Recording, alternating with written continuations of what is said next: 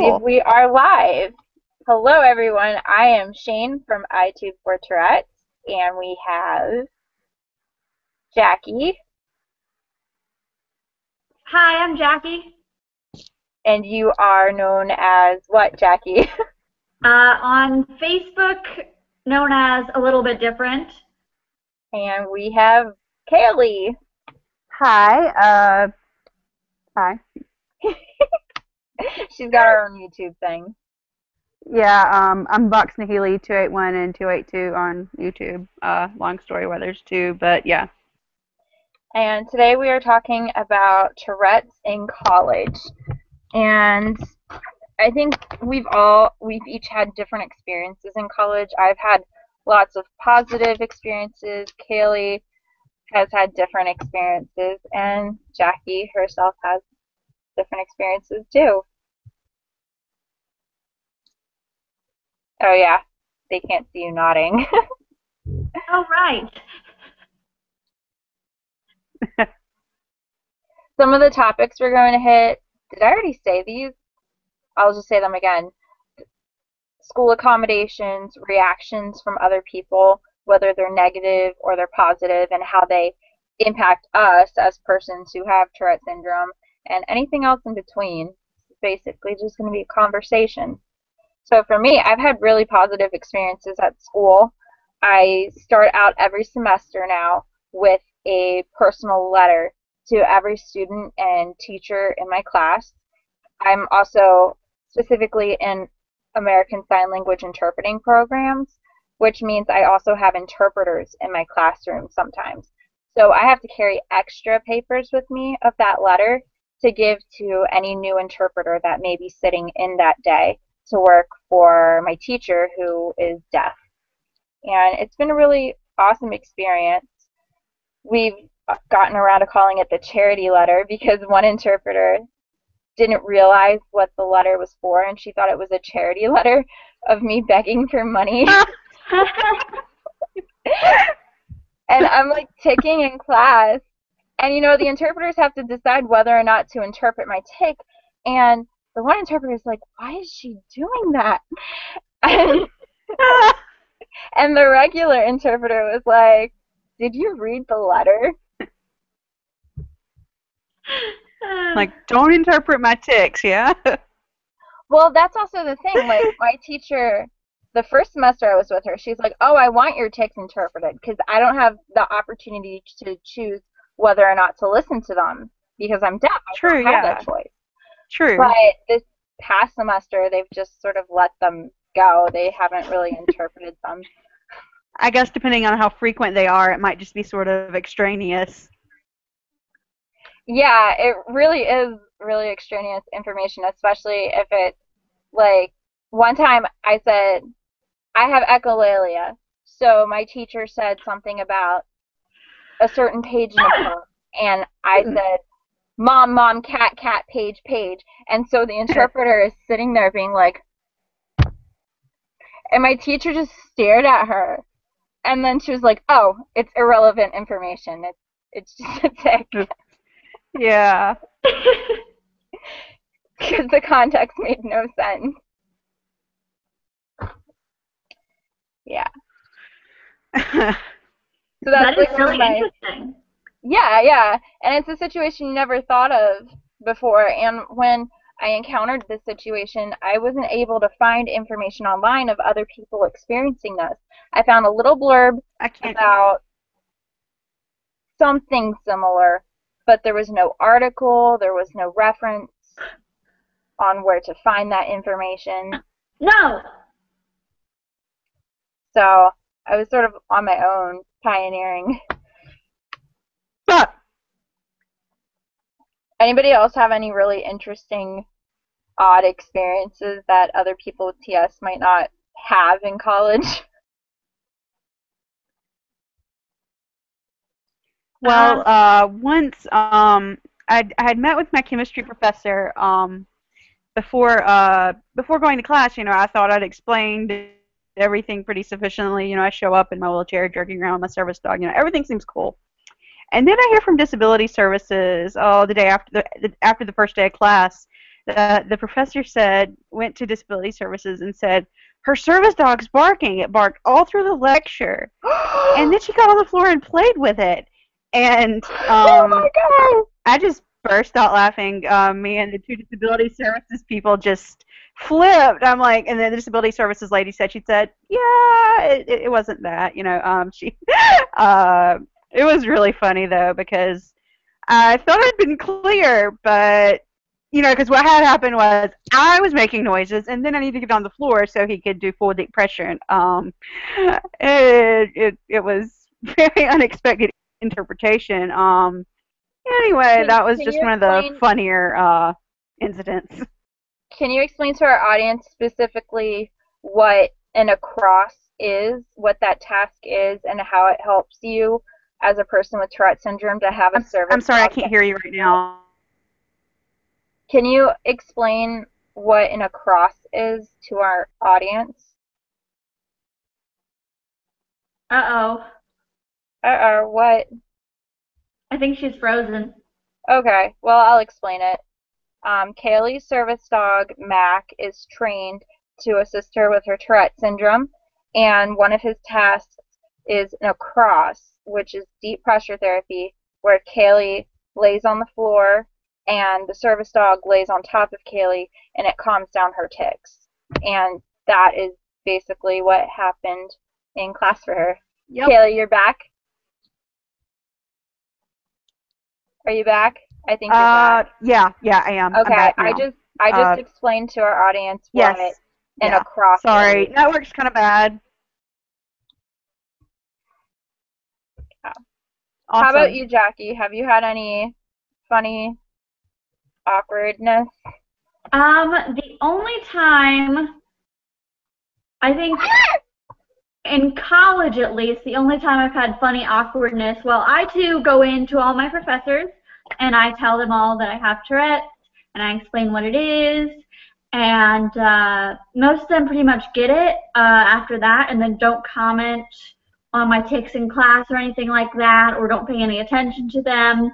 But I had one professor, I had one professor last semester who, I guess, like, he was pretty used to my tics because I did like a lot of vocal tics in class and he was pretty used to them, but I guess like one vocal tic he wasn't used to because he hadn't heard it before, and it was like my whistling tic that kind of sounds like a bird, I guess. So he, I guess, like, thought there was a bird in the classroom or something, even though he knew I had Tourette's, like, didn't know I was making the sound. So, oh, I think we lost Kaylee. It's okay, I'll reinvite her. Okay. So, he kind of kept repeating, is there a bird in the classroom? Where is the bird? And then I think most of the students got that it was one of my tics, but he like wasn't catching on. So he, like, throughout the class, he just like kept repeating like 3 or 4 times, does anyone else hear that bird? Am I going crazy? And eventually I just said, oh, it's one of my tics. And he like later apologized. Not that exciting, but that's like the only time a professor has actually reacted in class to one of my tics. Because the rest of them just like ignore it. Yeah, for me, I had with my psychology professor, I didn't arrive early enough to class. I usually try the first day of class to come early so that I can give them the letter and introduce myself and explain to them that I'm handing the same letter to every single person in the classroom.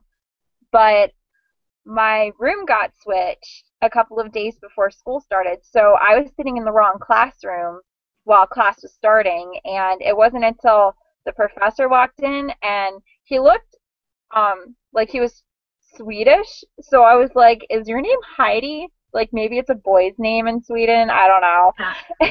And he's like, no. The rooms got switched. And I'm like, oh. Freaked out. So I was sitting in class and I hadn't given the letter and my tics started, and she was giving her syllabus introduction and she was just like, excuse me? Oh, sorry. What? And I would just be like, never mind, never mind. Yeah. Like, she wasn't Yeah. being rude. It was just honestly, like, that's everybody's first reaction when, hey, welcome back. I was just telling about another college funny. So that was just like, you know, what else would you do if you don't know someone has Tourette's and they're saying something? Yeah, yeah. I had a similar reaction in high school. I had an SAT teacher, and the SAT teacher like was one of my regular teachers, and Cat, cat, cat. I didn't tell them that I had Tourette's, because I don't know why I didn't tell the SAT teacher. I kind of thought that maybe, oh, it was just one or two classes. I didn't need to tell the professor, or the teacher, I guess, because it was in high school. You really And thought that? I don't know. I don't know. I thought I didn't need to tell them. So, like, halfway through the first class, like, he just kind of got fed up with me. And then he said, "Do you have a question, girl?" Oh my gosh! Who's making all the movements and sounds? Do you have a question? And I'm like, no. He's like, are you sure? And I'm like, yes. Yeah. I'm kind of like the opposite. I have a hand-raising tic, so I never get caught on in class anymore. Oh.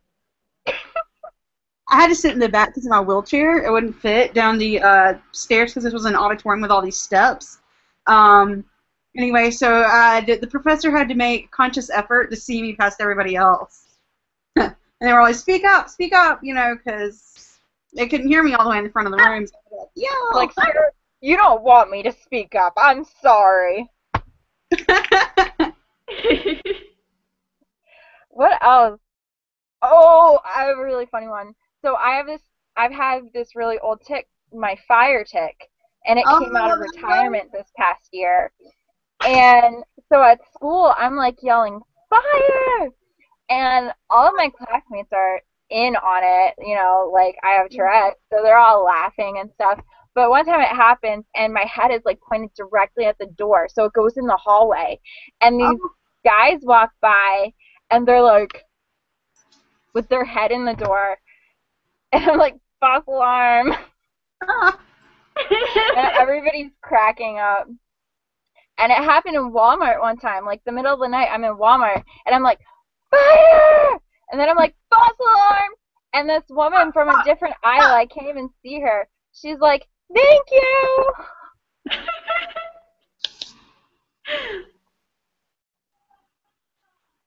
Yeah. That's a good one. Yeah. Yeah. But I don't know, I think my experience has been really positive and this is my second time trying college. I've been in college, community college before, and I didn't really take it seriously, but also at the same time, that's when my symptoms became really severe, and so I try to hide it at school a lot, and I was really coping with it being a new thing in my life. So Yeah, I didn't deal with it well. But this time around, I've been really open about my tics. I'm speaking openly in class, and people have been really receiving it well and very supportive, and it's just become sort of a highlight of the day for some people. They don't care about my Tourette's. They ask me to take tests with them, even though I still use my disability accommodations. For myself, it helps me to know that I'm not distracting other people. I can concentrate better. But it's been really positive, and people are great with it, and it's kind of like a fraternity. Well, that's Cool. great.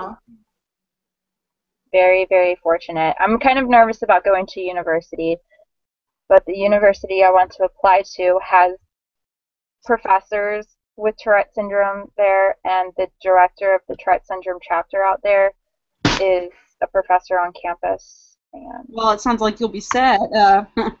Yeah. yeah, and there's an amazing neurologist out there that I've already spoken to in person about my case, and he's interested. So I really hope I don't screw it up. Well, it sounds like you got a great setup going. Yeah, for sure. Yeah. nervous. Hope it works out.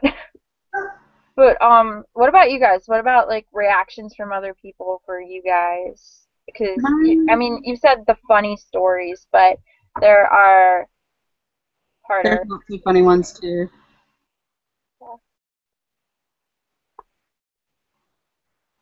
Do either of you want to go first? I can, I guess. Okay. Well, oh, sorry, were you gonna go, Jackie, or? No, you can go ahead. Go ahead. Well, I've had some mixed reactions. People on an individual level have tended to be pretty awesome, but overall, it hasn't been what I had hoped. I essentially was removed from my chemistry class, the one where the teacher thought I was thought my service dog was barking. Um, and then this semester, I was removed from my anthropology because they could not. They received multiple complaints about my vocal tics, and then the professor eventually said that he just couldn't teach because I was so loud. And then that just sort of I had to Skype to class, although that posed significant limitations, and I ended up having to drop the class. And I haven't gotten my money back, so I haven't been very happy about that. It was, in fact, my only in-person lecture class this semester, and I was staying on campus, so that was a source of significant dissatisfaction for me. A bit of disappointment, but there's not much I can do, so. The good news is I have been doing well in my other classes. Oh, that's great. Anyway, yeah. I'm glad you're doing really well in your other classes. Yeah, me too. Okay, Really. should I go now? Yeah. Okay.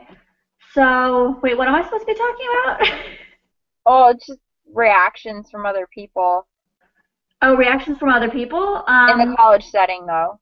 In the college setting, like students, like other students? Students, professors. Okay. So like I said before, I educate all my professors before I start classes, and all of them are pretty much really accepting of it. I only have that one professor. I've been in college 2 years, so this is I just finished my sophomore year, and I've only had that one professor who just commented on my tics that one time because he wasn't sure if it was a tic or not. But besides that, as soon as my professors know pretty much, they're very accepting of it. Some of them are curious and ask questions when I tell them about it. But in class, I haven't had any problems. I do a lot of my vocal tics in class. Sometimes I'm vocal ticking throughout an entire class. Sometimes I'll leave class if I feel like I'm ticking too much and need to walk around. But I haven't had any problems with that really. Other students are all very accepting in my classes as well. They pretty much, like, I'll usually, especially if it's a smaller class, I'll talk to the class and I'll give them a little short summary of what Tourette syndrome is and how it affects me, and then they understand after that. And they pretty much, I mean, sometimes I'll get a few stares in classes, but besides that, they're pretty much all really understanding.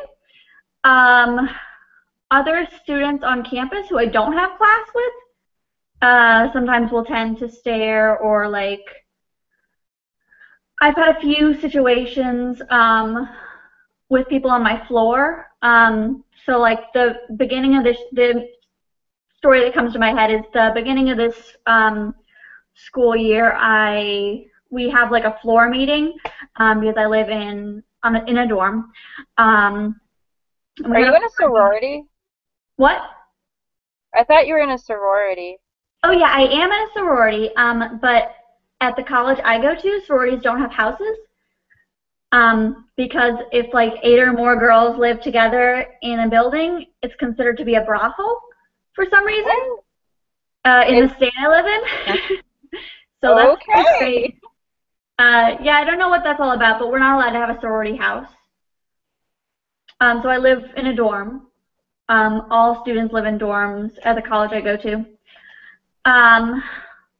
So on the first floor meeting, we had this year, most of the people from my floor were from my freshman floor, but there were a few people who were new who didn't know me before.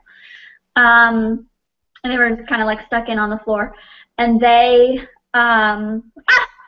they didn't know I had Tourette's, and so we were having this floor meeting, and during the floor meeting I was doing this vocal tic that I don't have right now, but I had it in the beginning of the year. It's a vocal tic where I say like woof, and I say it kind of loud. W-O-F-F or O-O-F? Woof, like a dog barking, like woof. Huh. Like the word woof. Wow. Yeah. I actually picked it up from camp.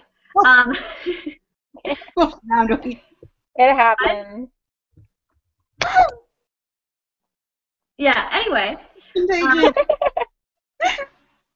So I was doing that tic, and I mean, the girl had a right to be confused. There's someone, you know, sitting there shouting out woof randomly, and she has no idea what's going on. Whereas all the other people there did know what was going on because they had known me the previous year.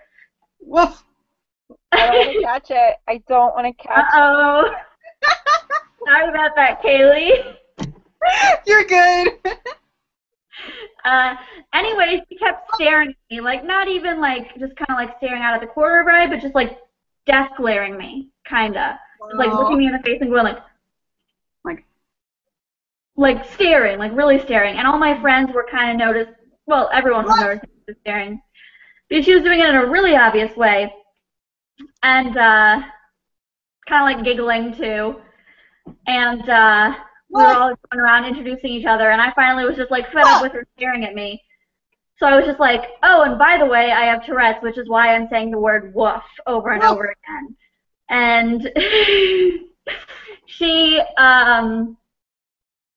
was like, oh my gosh, I'm so sorry for staring at you, oh my gosh. And she kind of like made a scene.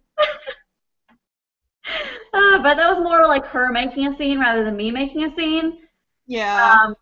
And then afterwards, my friends were all like, I was so mad at that girl who was staring at you. Oh my gosh, I'm like, you know, they were all like defending me and like wanting to go over and like explain. But I explained for myself, so it wasn't a problem. See, my group of friends and classmates, we're kind of different on that front. Like, if somebody doesn't get it, it's their loss. Like, they're not in the club. So we laugh at them for not getting it. I'm like that too. I mean, like, my friends tend to get more like standoffish when people are being, well, jerks, you know, over, you know, whatever.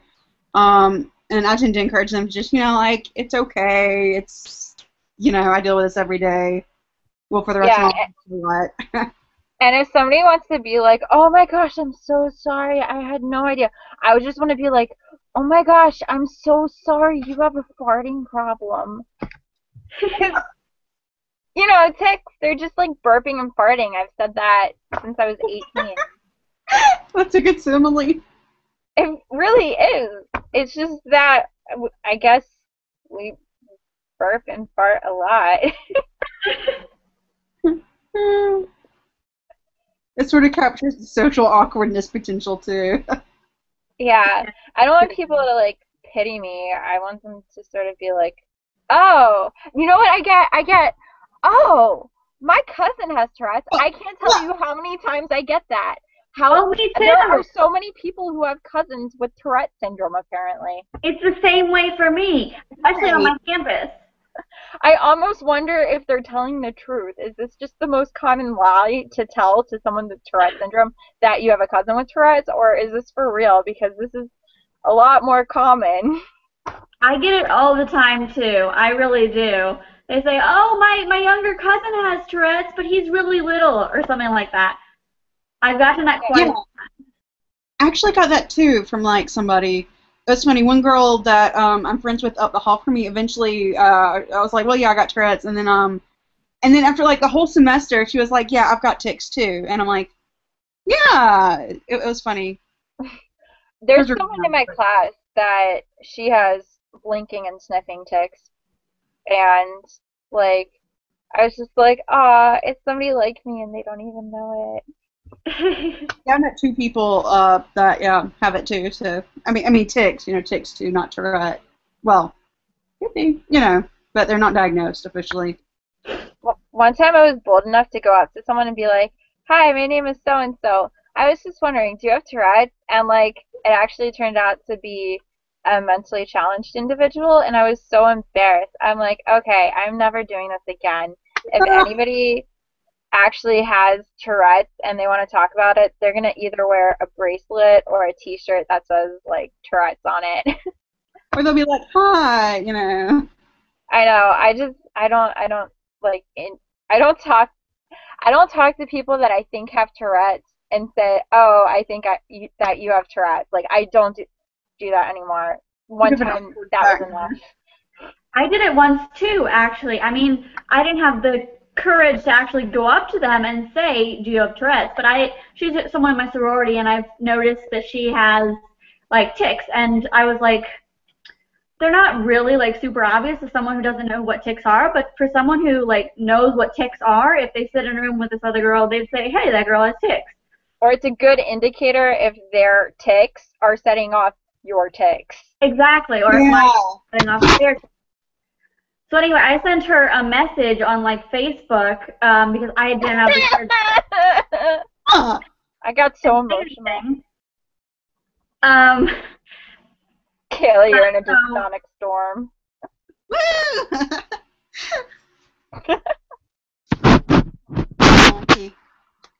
Anyway, so I sent her this message on Facebook, and then I'm like, I figured if I opened up to her, she'd say, I have Tourette's too, or something like that. So I said, I just wanted, you know, I knew she had accommodations at our disability services. I'm like, I just wanted to let you know that if you have any questions about disability services, you know, definitely, you know, talk to me about it. I'd be willing to talk to you about it. I have Tourette's and OCD, and I just told her about it, like, randomly, and it seemed really random, but I assumed she would say, oh, I have Tourette's too, or I have tics too, you know, but she didn't, and it was just really awkward, and it was basically me just going, hey, I have Tourette's randomly, and she's like, cool. Actually, you know, there's a lot of people that think Tourette's is actually cool. And not just because they think it's a license to swear. They're just like, oh, that's so cool.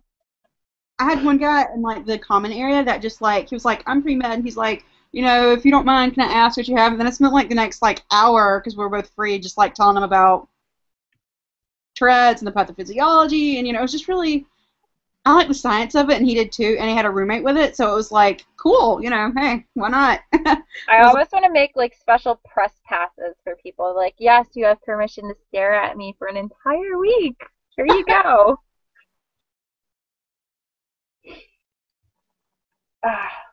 So we, like, mentioned accommodations a few times in the past few minutes, so why don't we go on to that topic? So disability accommodations in college are different than what people get in high school. Of course, I never went to high school, so I wouldn't exactly know those accommodations, but I know that there are IEPs and 504s, but those do not exist in college. In college, what protects you is the Americans with Disabilities Act and some of Section 504, but it's not the same as in high school. And in college, at least I've gone to community colleges only at this point, and in college you basically have to get the special paperwork from your college. It's usually really simple. It just says you need a doctor to spell out what your either diagnosis or your symptoms are. Sometimes you have symptoms and you don't have a diagnosis yet. Diagnosis X. But to have them laid out and specifically what accommodations would be useful for you and how that relates to your symptoms. And then you take it to the disabilities counselor, you sit down and you get those accommodations arranged, and they talk about what's appropriate, what the school can arrange for you, and at least both of my experiences at two different community colleges, they've been very accommodating. Have you guys experienced the same thing with your initial setup for accommodations? Sort of. Sort of. I know you've had some struggles there. Mine's been a little complicated, drawn out, you know. How about the initial stuff? Because I know that the really hard stuff came later for you. The initial was actually great. We requested a single dorm room for me because I'm so noisy and I have so many noise sensitivities comorbid to my tics, you know, sensory which just set me off essentially with the tics. So we hadn't requested a single room, especially with a service dog, and that has been awesome. Had no issues getting that. You know, and the disability services was really nice, really helpful to begin with. Yeah, just really personable staff, easy to talk to, which was great. So those were your dorm accommodations, but you also had academic accommodations too, right? Yeah, I have separate testing that I test at Disability Services if I so choose. Let's see, what else do I do? I tried an auditory device to help. Basically, I need an auditory device. It's a kind of complicated reason, but that we set that up. We set up where when I needed to be out of class, we set up Skyping to class essentially, where they'd record it. The professor would record, you know, via webcam, and I would I'd you know, watch the class, and they got me notes. So in that respect, they've been very responsive, you know, and that's been good. With the auditory device, did that help, or did you stop using it? It was helpful, but for other reasons, I eventually had to leave that class. Oh, okay. So then you The auditory device on my part was awesome. It was fantastic. They were kind of reluctant to start that, but anyway, they got it in place. It was great. Wait, what was it that they were reluctant to start? The auditory device. For some reason, there was some sort of coordinating something they had to, I don't know. It was a little Did you get a cart operator or a stenographer to close caption your class for you? Neither of the above. I ended up using an auditory assist device that basically transmits the teacher's voice from a microphone to a headset for me. Okay. I wore that over an iPod, and that helped block out the noise triggers for me. That's awesome. I'm so glad that idea helped. Yeah, I'm going to use it whenever I go back in person too, because it's sort of the ticket for me, avoiding the sensory triggers. I just wanted to bring up briefly, because of something you said, for anyone watching, college accommodations, definitely if you need them or you think you might need them and you have a diagnosis, get them set up, because you can choose not to use them. For me, I have testing accommodations, which includes I need to use a computer because I have problems with writing that are unrelated to my Tourette's syndrome. So I need to type. I also need extended time in case I do need a handwrite. I have to have extra time for that because it's very painful for me. 3, I need the extra time in case my tics or some of my other medical problems cause me, you know, to fall behind on the clock while taking my test. And it also eases my anxiety. I have these medical conditions. I know that they can interfere with my ability to finish the test, but it helps that anxiety be relieved when I have that extra time. Most of the time I don't need the extra time. I'll try to take advantage of it if I can, but a lot of times I do finish on time. It's just having it really gives me that buffer of relief in case something does happen. Additionally, I test in a private room away from other disabled students who would be distracted from my tics. And this also allows me to give some respite to my classmates. Even though they don't care about my tics, I care about them being able to concentrate during their test. And if I'm worrying about them, then I'm not concentrating on my own test. So that helps. I forget if there's anything else. I think I have like preferential seating for some circumstances. In my ASL classes for the test, most people, they write their test answers on their lap, and I can't do that. So they'll bring a table in for me to be able to write on in the middle of the classroom for ASL. What about you, Jackie? Do you have any accommodations? Yes, I do. I actually came into college with accommodations because in high school I had accommodations as well. So in high school I had extended time for any test, and that's, you know, similar reasons as Shane mentioned. You know, tics interfering with the timing. If I'm ticking, it takes me longer. Also anxiety. I had a lot of panic in high school, like panic attack disorder. I don't have any panic attacks anymore, but in high school I had a lot of panic attacks, and I would often have a panic attack in the middle of exam. and that would make it really hard for me to finish the exam, so I'd have to like leave the room, calm down, then come back. So extra time was of course needed for that.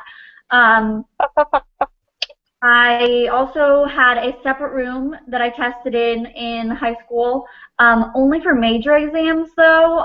For like small quizzes, I just stayed in the classroom.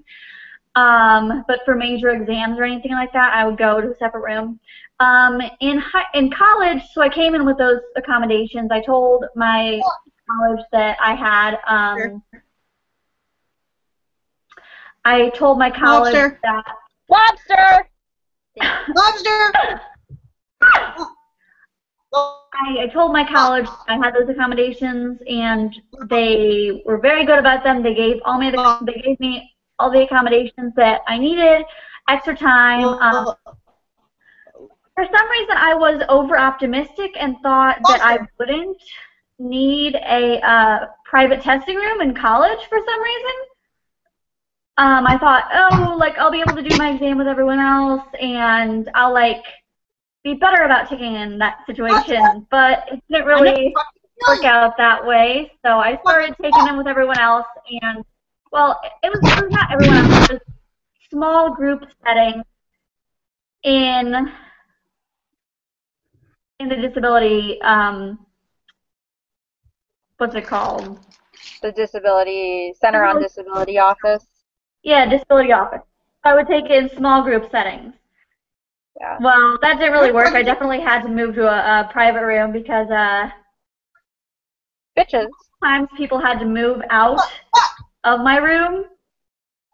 I was ticking, I was distracting them, so they had to leave. Yeah, you seem to have a lot of these optimistic moments that just don't work out. I almost feel like the best way to be optimistic is being pessimistic. Like I said, get everything arranged in the beginning and then choose to use it later. The thing is, for those watching, if you have testing accommodations, what's very common, at least at the community colleges, is that you have to schedule your test with the disability office. So it's not like the night before or the morning of, you're like, oh my gosh, my tics are really bad today. I need to be in that private room. No, you have to have that arranged 3 days in advance because your professor has to send the test to the office. They have to proctor the test for you. They have to have the room for you and all of this stuff. So you have to plan ahead. So pessimism can be optimism. Yeah, so it was definitely a much better thing for me to move to a private room. And now I take all my exams in the Disability Services office in a private room. Yeah. I forgot 2 of my accommodations. One of my accommodations is I can leave the classroom for any reason at any time that I wish without explaining myself. And another accommodation, basically that's called taking a break.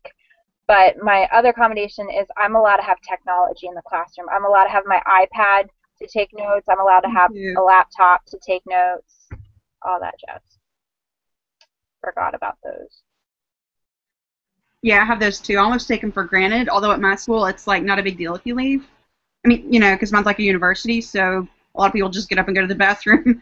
Although, yeah, like the technology, like I had one professor that was like freak out if you had a phone out, but like they knew that I had to have like my electronics, so yeah.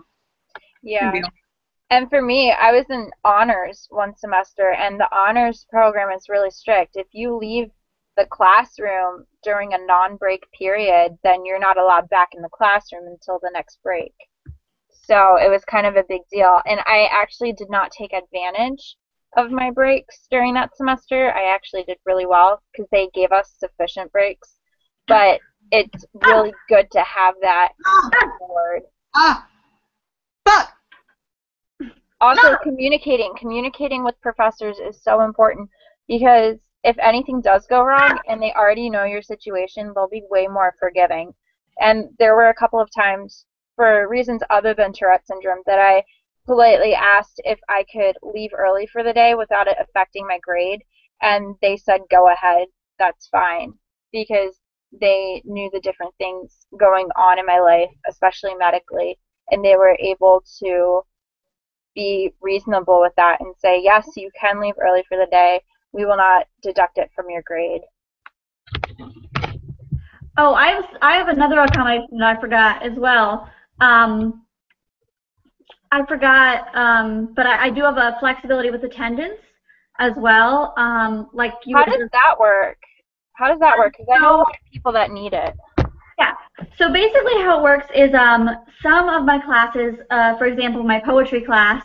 There's a rule at the beginning of the year that's set, and the professor will tell you this, that you can only miss 3 classes, and if you miss any more than 3, your grade will drop a whole letter grade.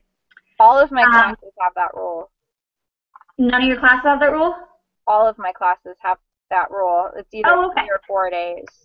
Okay, yeah. So some of my larger lecture classes, they don't care if you don't attend. Like, you could, like, seriously, like, never go to class and then take the exam, and they wouldn't care. If you pass the exam, you pass the class.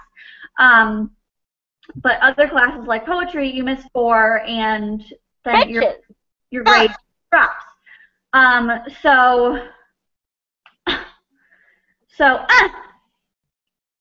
gonna fucking kill you! So, really? I have a flexibility with attendance. So basically, if I have a day where my tics are really bad, or for example, a lot of times my tics will be really especially bad at night when I'm trying to fall asleep. So I like won't get a lot of sleep. So the next morning I won't like, my tics will be even worse, and it's just like a perpetuating cycle. If I have to get up early and go to class and my tics are worse because I didn't sleep the night before because my tics were bad that night, it like is a perpetuating cycle that just gets worse and worse and worse. So it's just better for me to take that day off if I haven't slept at all the night before because my tics were so bad. And that happens less often now because I'm on a medication that helps me sleep at night, a low dose of clonidine, and it helps my tics at night. So, but I still have accommodations set up in case I were to need it. So basically, I just email my professor, tell them I'm not feeling well, and they interpret that as, oh, it's one of, you know, your accommodation is coming into play here, where we won't deduct, we won't use this class as something that would deduct from your grade. So I can basically miss as many days, you know, reasonably. Yeah. And it won't affect my grade. I noticed that, now I don't have this accommodation, but I was wondering if it existed because I have other medical reasons that I would need to use it. But I noticed that if I have a doctor appointment that I absolutely cannot schedule around my class, then all my teacher required was to have a doctor's note from the office, and she wouldn't count it against my, you know, my minimum classes missed, you know, the maximum classes that you can miss for the period, the 3 or 4, it wouldn't count against that. So maybe I missed school 3 times for doctor's appointments, but in reality, I had 0 absences, if that makes sense. Yeah, that's like how it is. Yeah, sorry. Yeah, that's like how it is for me. I'll miss class like maybe 5 times a semester because my tics are bad, and then but I have 0 absences.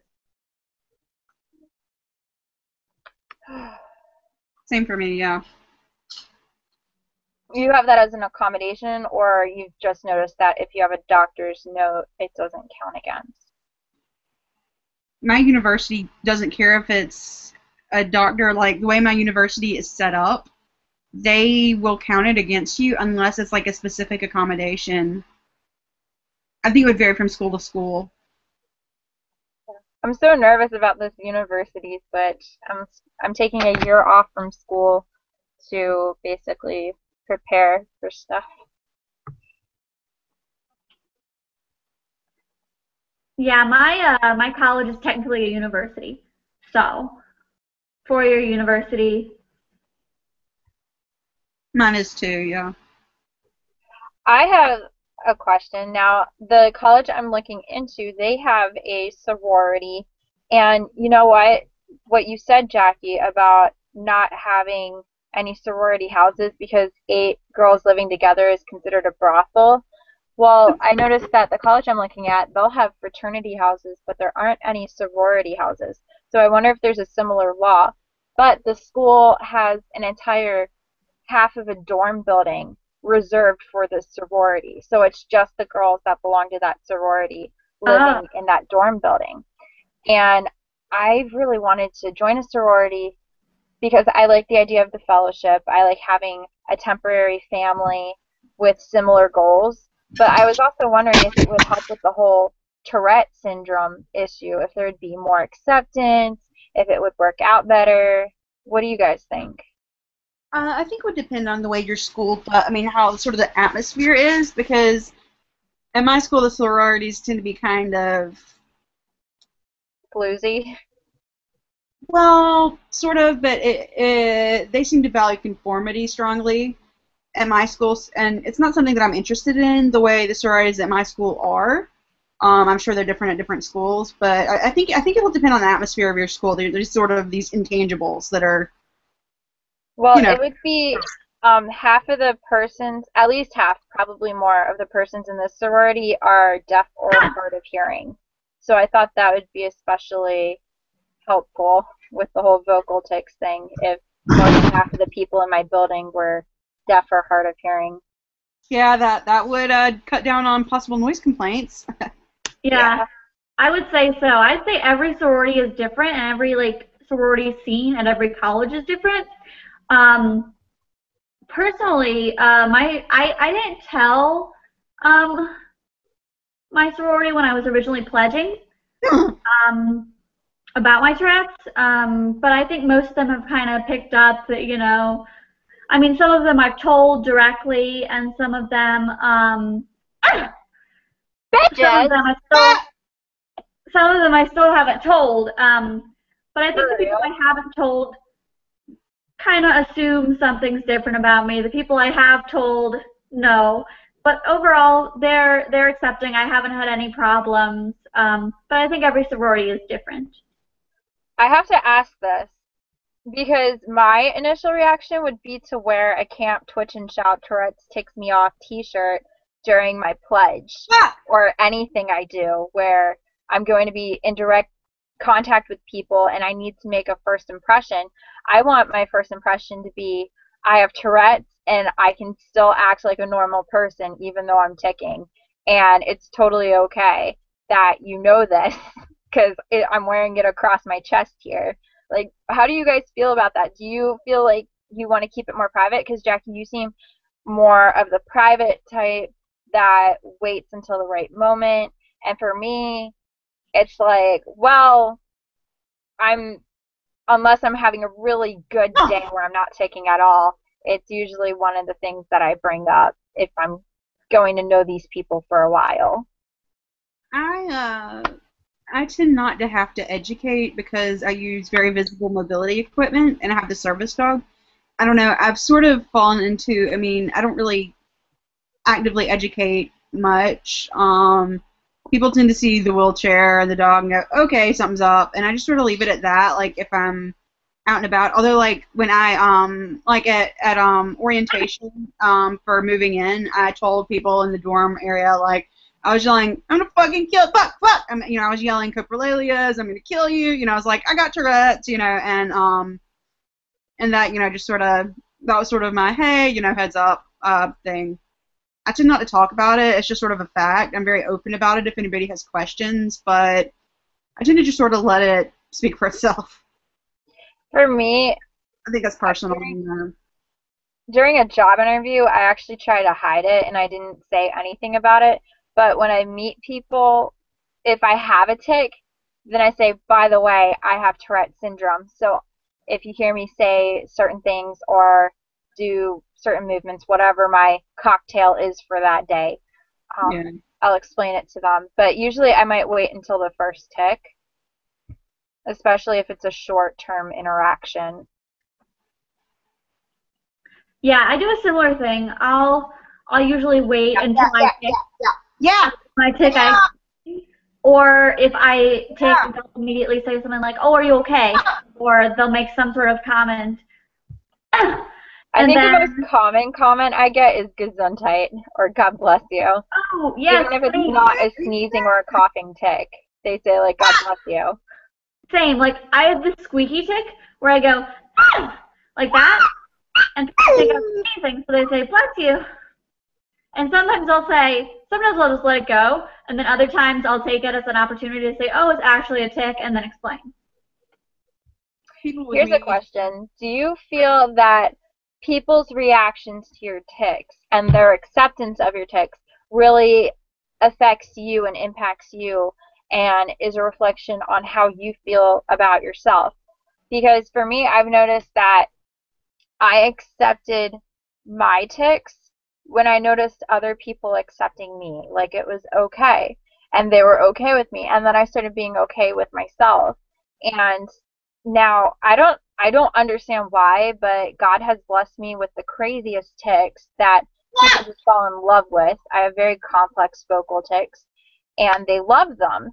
And the fact that they love them and they find them funny in a good way, I don't feel bad about my tics, and I don't feel bad about myself. And the only time I feel bad about my tics is maybe if I'm having a very significant tic attack that causes me frustration, then that would be the only circumstance in the past couple of years. Otherwise, I've been pretty positive about it, and that's a real blessing. Do you guys feel the same way? Like, it's other people that determine how you feel about your tics, or do you feel that it's you yourself that determines how you feel about your tics? A little of both for me, although I've had very prominent tics for years now.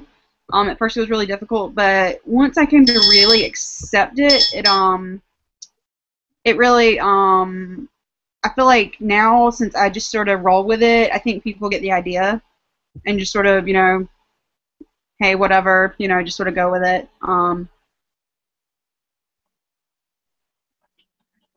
Yeah, I feel like I'm very affected by other people's reactions. But all my friends are so accepting, and then that I see they're accepting, and similar to Shane, when I see they're accepting, I'm more accepting of myself. I tend to get frustrated with my tics when they're painful, or like if I'm having a significant tic attack and it's causing me pain, or like the tics where I hit myself. Those are like painful. And that's when I get like frustrated with my tics. Or if I'm taking a lot in class, I sometimes like will feel like different.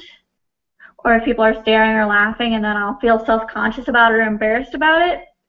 But when I'm around my friends and like when I'm around people who understand, like I tend to accept myself and accept it. I've become a lot more accepting of it over the past couple of years, especially going to camp last year. Isn't it awesome? Really confidence booster.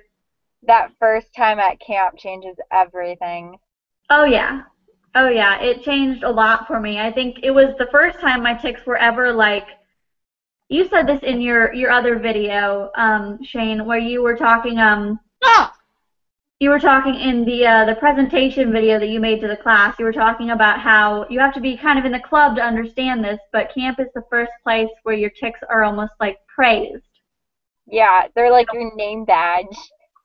Yeah, and that was like really cool because that has never happened to me in my life. And people would like come up to me like and say, "Oh, I really like your tics," or like. I know, isn't it so weird? And there it's clear not being a jerk. I mean, like, It's so weird. He looked over at me at the closing ceremonies, and he's like, "I just wanted to tell you, I think your tics are really cool." And I didn't know what to say to that, so I was just like, "Yours too." It was so cute. Like, I second or third day of camp, two of my campers who are, I have older campers, well, I did last year. Two of my campers called me over to their bed and said, "Jackie, come over here, come sit with us." And they said, "We just wanted to tell you, we think your tics are really cool." I'm like, "Oh, you guys are so sweet." And then you just want to hug them. Yeah, I just wanted to hug them. They're so sweet. And then I was in the nurses. Office thing, and Jason was in there. I don't know if we should be saying names, but he's a counselor. It's fine. Yeah, anyone over 18 is cool. Yeah. So anyway, well, he's the head of the camp, really, now. Yeah. But he came over to me, he's like, I love your ray gun. I'm like, my ray gun? What are you talking about, my ray gun? And I thought one of my tics sounded like a ray gun. Oh. So he said, I like your ray gun. Like, yeah, I guess it was, whatever I was doing at that time sounded like a ray gun. Isn't it weird how some of the tics that we make, the sounds that are created, we can't create voluntarily, but we can tic them? Yeah. It's so weird. Like, I didn't know how to make, it was funny, at the talent show, I made noises because people were like, that's so cool, you sound just like, fill in blank of noise. And I was like, I'm going to do that at the talent show this year. So that was funny, but yeah. Yeah, you made your routine more of a comedy act than an impressions act. It was awesome. That's so cool. I got the idea because, people were like, oh, that's so cool, how do you do that? I've had people, like my friends at school, they're like, or I'll hear people be like, where's the dog? And I'm like, it's like kids back, like, years ago even would be like, bitches! I love bitches. Oh my gosh. Cat, cat, cat. Sorted. Okay. That just went live. Okay. So I wanted to talk about immunity.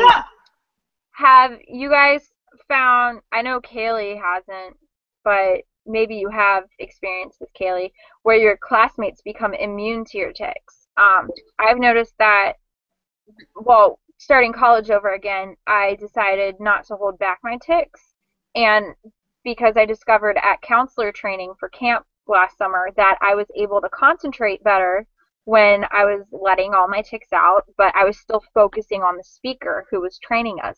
So for school, I decided to take that approach, and it's worked out wonderfully for me. I've paid attention more than I ever have in my life.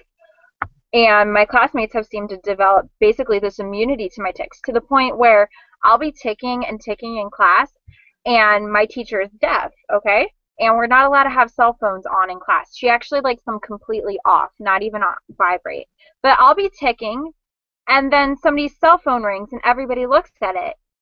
But they didn't look at me when I was ticking. I'm like, you guys, she wouldn't have even known that a cell phone went off if you just kept staring at the teacher. Like, they were completely immune to my tics, but a cell phone going off totally threw them off. So there's, like, this immunity. It's like they don't even hear my tics anymore. And I was wondering if you guys have experienced that, because it's been beneficial to the classroom environment. Even the teacher has said, thank you so much for being in class. It taught my students how to concentrate under distraction. And I was like, really? And it teaches acceptance. You're in a course where that would be, paramount for, working with, populations with diversity. Yeah, well, the teacher that said that was my speech teacher, so I was ticking during other people's speeches, but I wouldn't tick during my own. Yeah. Like the magic wand effect.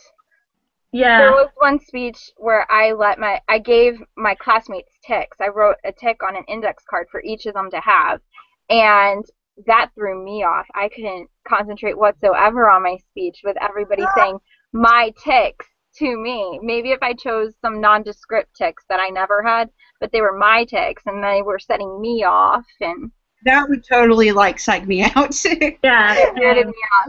But it's like, I do find at Camp Push and Shout, there's tics all the time, and I have no problem. But when my own class is ticking at me, maybe because sorry.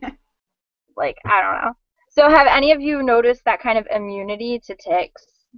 Yeah, in high school, it was like all the time in high school. My class desensitized. That's the psychology word for it, where you just desensitize to it. And sorry, psych major, but I had that in high school completely. Everybody in my classes were just totally cool with it.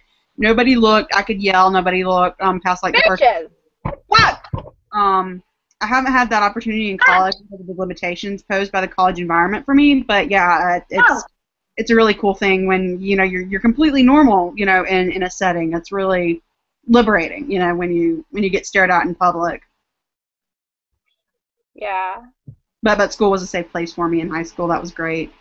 I actually wanted to comment on something you said earlier about having the wheelchair and the service dog, and something you said reminded me of something I felt when I was going through the process of deciding to have a service dog and applying for one, is that when I have this service dog with me and I'm taking in public, people are going to see the service dog and just figure in their mind, well, she obviously knows that there's something wrong with her, so I can just stop staring or something like that. Yeah. Yeah, as soon as there's that visual clue of a disability, people's approach to it changes, and you'll see with the service dog, they're not looking at you. They are looking at the, you know, the big gorgeous dog. Mr. Fuzzy. Yeah, it's like, oh, gorgeous dog. Oh, thanks. You know, they're not like, you know, like, what's wrong with her? They're like, oh my gosh, she has a dog. That's so awesome. You know, people say they want a dog. They wish they could have a dog in their dorm too. So yeah, it really changed the social aspect for me. It was it's been one of the best things that's ever happened to me. I'm getting a service dog. That's so cool. Because, like, some people are like, well, when you get a service dog, it makes people know that you have a disability. But for people like us, where our medical conditions can be really obvious but confusing, at least having that indicator is like, well, at least they know that there's something wrong with them. As if we wouldn't. It's crazy having to explain every time. You know, or at least as much. I have people say, "You're not blind, are you?" I'm like, "No." I often ignore that, but you know, it helps. So, Jackie, for you, have you noticed any sort of immunity to your tics by people around you? Oh yeah, definitely. All of my friends, you ask them, you know, like they'll often say to me, you know, oh, I don't notice your tics, like, that often, because they're like just really, I mean, my tics are noticeable, but they just don't notice them anymore because they're so used to them, or they just blend into the background. Also in my classes throughout high school and college, you know, I would tell my classes that, you know, I have Tourette's. First couple days I get a few stares, like they're like surprised by the noise, they weren't expecting it, and they turn around. But after like 2 or 3 times, you know, they get used to it, and like by the end of the semester or the end of the class I'm in, it will, like, no one's noticing it, no one's turning their head, no one's paying any attention to it. You know, it's just normal. Isn't it cool? It's kind of like how at camp where it's like you don't even have tics. Of course you're having tics, but nobody's turning around to look at them unless it's a really cool one. Or some people had some tics where it seemed dangerous, but other than that. Yeah. Yeah, like sometimes, like, my friends won't really comment on any of my tics at all unless I have a new tic. So, like, I'll have a new tic pop up, and, like, one of my friends make a comment, like, oh, that was a cool one, or you should do that one in class sometime. I don't know, something funny or something like that. I know people, they try to request tics. I'm like, I'm sorry, I'm not a DJ. My tics don't take requests. Yeah, like when I had the Woof tic, one of my friends was always telling me, oh, change it to meow. Really? He thought he was being funny, I guess, by saying that, but I don't know, I didn't think it was that funny, but it was like, okay, it's fine, you know. I was going to say something, I can't remember. Oh, have you ever had this where somebody comes up to you and they're like, I just wanted to let you know, I think you're doing so great with this whole Tourette syndrome thing. I didn't even see you tic once a day. And I'm like, really? Like, I can count 30 times where I ticked that probably weren't vocal, but it was still happening. They'll just be like, and you didn't tick at all. And I'll be like, sure, go ahead and think that. My reaction to that, and it's usually people that know me, they're like, oh, you're doing great. I'm like, don't say that, because as soon as you say it, you know, it's suggestibility, it's going to happen. It's like, no, you jinxed it. Bitches, I love it. I just had a bit of symmetry headbang. Ow. And it also to me highlights how they don't understand the fundamental. It gets better, it gets worse, it gets better, it gets worse. Nature of it, you know. It's like, especially with girls, with our hormones. Oh my word. oh my gosh, yeah. It's like, yeah, it's bad. One of the interpreters came up to me once. She's like our regular interpreter that is in class more often than the others. And she came up to me and she's like, I just had to ask, is there anything that makes your Tourette's worse? And I'm like, oh yeah. And she said, because they're a lot worse this semester. And I was like, that's because this semester started on the last week of the month. Oh, yeah, yeah. That, well, yeah, that does it to me too. Like, I got terminated twice last month on that week. That was bad. I just noticed this program that we're making right now is very unique in that it's 3 girls with Tourette, and Tourette syndrome is not considered as prevalent in women as it is in men or boys. There's like and a it's college students. There are very few resources for college students with tics. What? And we're having a good variety of, you know, severity and such. Yeah, we're like, I don't know. I don't want to like arrange us by severity or anything, but we have a big variety. We're playing a good spectrum, you know. It's not just, you know. We all have different issues with it. It's a good sampling. Yeah, we all like have different tics, and well, we haven't talked any about associated conditions actually. Yeah. I don't even want to get into associated conditions for this. That's like its own series. Oh, really? Yeah, it's too much. Maybe another broadcast. I could go on for years just about my tics. Yeah, I think we should keep doing this because there are so many resources for parents. There are so many resources for the 7-year-olds and the newly diagnosed. But we need them by people with Tourette's, for people with Tourette's. At our age group, adults with Tourette's. In our age group specifically, which is college age, but also for adults with TS. There are a lot of people that grow out of Tourette syndrome, or they just learn how to manage it as, you know, the hormones wear off after adolescence. But there are still people out there that are dealing with this as adults, and they don't have anyone or anything. Yeah, or it may be that, you know, sorry. Go ahead.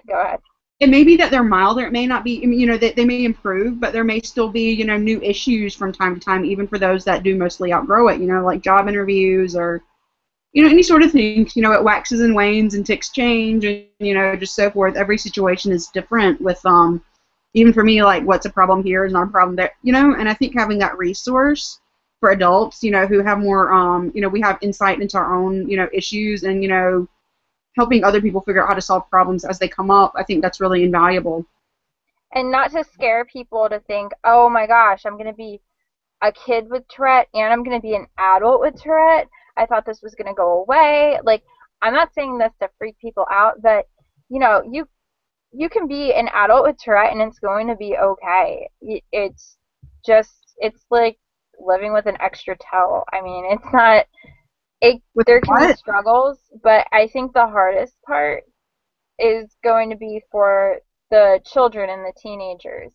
The college transition might be a little rocky at first, but living as an adult with TS is definitely going to be easier than living as a kid with Tourette syndrome. Well, you have more place. I missed what you said, Kaylee. So, I forgot. Okay, sorry, I kind of interrupted there. Yeah, so I know a fair number of adults with TS because I work in a TS research lab. Yes, I do. My lab is the lab I work in specializes in TS. All their studies are on TS. The neurologist who heads up the lab, 50% of his patients have TS. He has TS himself, and that's cool. Yeah, I work with him. There. What? I wanted to go there. I envy you. Yeah, so the head of the lab and the neurologist has TS. And that is so also, cool. yeah, and also I'm sorry, I can't get over Ellen, who I that. work with, who's like 10 years older than I am. She has TS as well. So there's 3 of us in the lab who have TS. Counting me. And you're researching Tourette's? And we're researching Tourette's. Oh my gosh, that is awesome! I love it. I love it.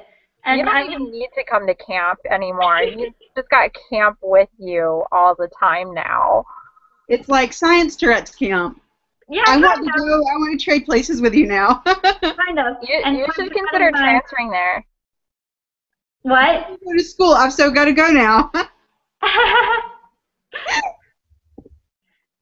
Yeah, so I also I've been running my own study all year, and the second semester I've been running subjects with TS. So every few weeks, a new person with TS will come in, and I'll do little interviews with them, and they'll do questionnaires, and then they'll do a computer task as well. And I've run a fair amount of subjects who are adults with TS who have pretty noticeable symptoms. Pretty one of the adults I ran with TS, she has very noticeable symptoms, and she's an English teacher, a high school English teacher, and she is so marvelously. She's so confident. She doesn't let her TS get in her way at all, just lives her life, as an adult with noticeable, significant symptoms. Noticeable. They just don't interfere with her life because she doesn't let them. That's awesome. That's so cool. I kind of wish that they did a promotional video for the lab you work at, just so that we can feel inspired and obsessively replay it over and over and over again. I love this pterodactyl tick that you're having right now. Yes, it's my pterodactyl from, well, yeah. Have you heard of the pterodactyl game? It's like, I'm like, no, it's going to make me tick again when I see that. Pterodactyl. Yeah, my friend plays that game like all the time. I hate that it has a silent P in it. It doesn't make any sense. It bothers me. I try to pronounce it. No. Did you just tell me no, or did you tick no? That was a tick. Well, I think we can cut off the broadcast and just socialize now. Thank you all for watching. I have no idea how long this broadcast has been. It's probably been a long time. That's awesome, Kaylee. Do you guys want to say goodbye to the broadcast? Bye. Thank you for watching. Pterodactyl.